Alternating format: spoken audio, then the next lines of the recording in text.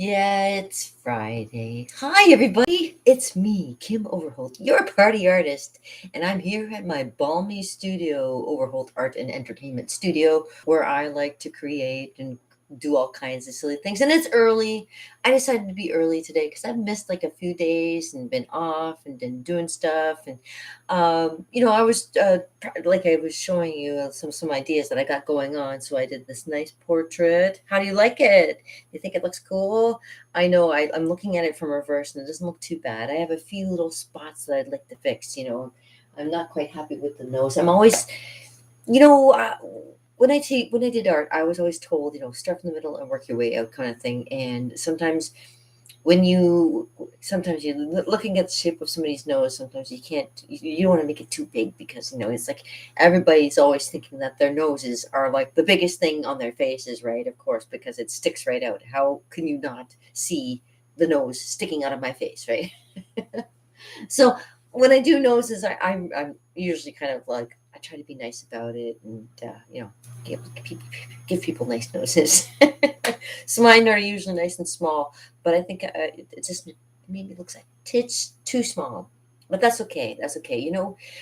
Sometimes when you are looking at a person, you don't look at the whole person's face. You actually look at sections of people's face. You look at their eyes, and then when they're speaking, you look at their mouth as they're speaking. Sometimes you look at their ear if they have a nice earring hanging off of their, that kind of thing. You don't look exactly right at the face. Now, when I do this kind of thing, you can look right all over my face, and yeah, I know it's not a pretty picture, but hey, I'm just trying to explain a point here. It's like you can when you look at a face, sometimes you lose that little bit of a sense of proportion there, where you kind of want to you shrink in on some things and you expand on other things, and so sometimes things like that happen.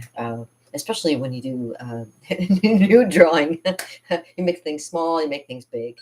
Yeah, yeah, lots of fun. So yeah, I'm here today. I'm at my studio. I'm thinking of going out for a little bit because I kind of been cooped up for the last few days, and I've been working real hard and getting a lot of hours, and I do appreciate that. So I spent a lot of time just when I'm not working, just honing my skills. Obviously, trying to get better with my colors.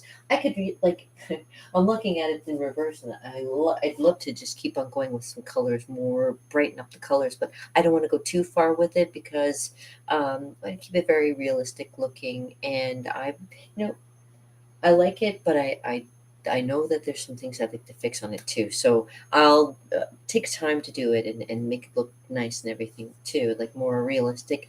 But I'd like to try getting as close to realistic. And I follow a lot of artists and learn a lot of stuff to kind of like get better at what I do so I can get better at giving something to you that you'll appreciate. So it's all a win-win situation as we go along here. So yeah, today's Friday, and Friday is just me talking to you about art and things like that. So yeah, I got a lot of art stuff on the go. I've always got my paint. It used to be blue. Oh, I just put my finger in red. Oh, it was still wet. Oh no. All right. Yeah, see, the fun of live, you don't even know what's going to happen. Okay, so I'm going to put my red in my. Ooh, does it make you hungry? Oh, did you see that? Oh man, that was close.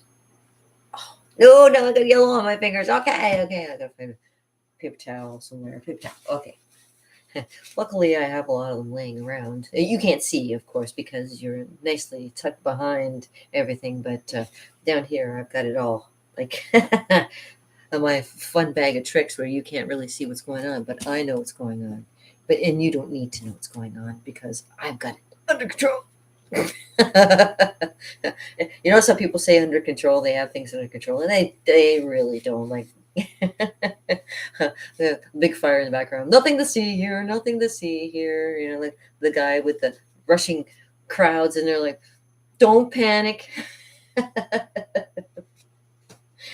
Speaking of Russian crowds and something about not panicking, I'm looking really forward to this weekend to see what's going to be happening up in Ottawa. Yeah, because what I know of what happened in Ottawa when I went was nothing short of a beautiful experience, but the media painted it as something that was like traumatic. And I don't know what traumatic about is about bouncy castles and feeding the hungry and giving people money to be able to like live instead of giving it to corporations who give it to you in things that you have to buy. You go right there, and they were right there, and it was a beautiful thing, and everybody should have gone. um, but there's this time now where the Rolling Thunder is coming to Ottawa. The Rolling Thunder is coming to Ottawa. You can imagine what that means. Like, I don't know.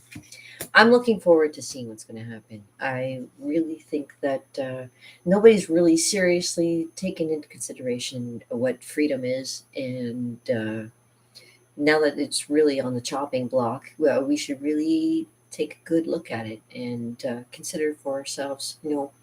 Well, I mean, in my case, I saw this coming a long time ago. I was when I was about 16 years old. I think I used to I used to well, I lost a friend because she had gotten pregnant and decided to drop out of school, and I ended up being alone by myself, alone in school a lot, and hanging out at the library. And the library, you get taught a lot of things, and the library gives you the chance to research whatever you choose. And I chose to look up something that was fascinating to me, and I don't know if I've ever mentioned this, but my grandfather was in the First World War. I don't talk about it very often because it's not like one thing that you think of are very proud to be part of is part of a war. But yeah, my grandfather was in the First World War, and I found it fascinating. Like my grandfather obviously he died very young of cancer. Well, not very young, I should say, but he died of cancer and died before I was born. I say about 2 months before I was born, so I never really got a chance to meet him. But fascinated by the stories of war, especially my nana used to tell me, and because my nana was from England, and that's how my grandfather met her, brought her home, kind of thing, and learned about the war. And I found it very fascinating. I was always because my father before he passed away at 44, was also very fascinated with learning about war and things like that. And um, so I kind of maybe took it up. I don't know. I know my brother's big into it as well. Um, Learning a lot back when I was 16, I went looking at a lot of different things and came across something from the Second World War, which struck me as kind of why it hadn't continued. This these crazy things that they were doing to people in camps. You know what I mean? I wondered, like, why were they doing that? Why, if they stopped it after the war, did they? Did they really stop it? Um, so that's my research that I went kind of in that direction to try and find out, what happened. And yeah, I found out. Yeah, a lot of the scientists obviously were shipped over to the U.S. A lot of the experiments that they did on people um, didn't stop. Actually, got funded and was pushed even further. And yeah, in 1986, I read a really interesting, really fascinating article about genetics, about and this is 86, 1986. We're talking genetics. We're talking uh, war. We're talking uh, biological and chemical warfare. That's what it. Yeah. So I was fascinated, and I learned a lot. I really actually sometimes I think I know too much, in the things that it kind of, with what's going on now, it kind of, it kind of opens up this thought that I had in my head that you know, and this is why I don't like to talk about it, but it's something that needs to be said because it really, like, you have to think, um, if they didn't stop doing all these experiments that they were supposed to, um, what kind of changes might come about in the future. I I followed like a lot of ideas, suggestions, and things like that, and found that there was so many side effects, and you know what? Maybe I shouldn't be talking about it during art because this is a totally different subject, and it really kind of is something that I don't like to talk about really in public, but it sometimes comes to the forefront. I want to talk about it, but I really get the kind of nervous about it because although I have my information, it's the information that a lot of people are like, oh no, well that was back then. Things are changed, but things haven't changed that much. They waited. They waited. Is the thing? It's not that they didn't have the technology. It's that they were waiting for the time to release it, and that's where the rub comes in, I guess, is timing. And obviously, there was some interesting timing that was going on, and because of that, something really interesting is going on today as we speak. Right, right. You don't talk about it, and some people don't want to talk about it, and some people just kind of like think of it as just, you know, and the more now, they're not holding anything back. They are saying, oh yeah, and by the way, we are putting you guys through a whole bunch of rigorous testing because something bigger we want to do to you.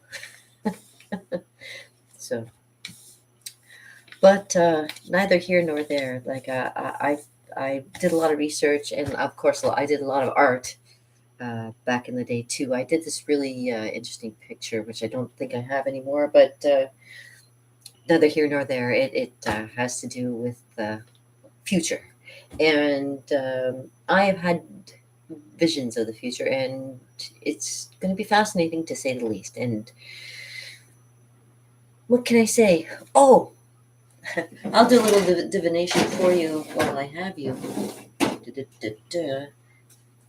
We'll get out of the subject of negatives and get into a positive instead. And I'm going to show you a little bit of fun with my beautiful cards here. So, yeah, so yeah, the weekend will be fascinating to say the least. I can't wait to see what's going to happen. Um, I am hopeful for humanity. Here, let me give it a shuffle.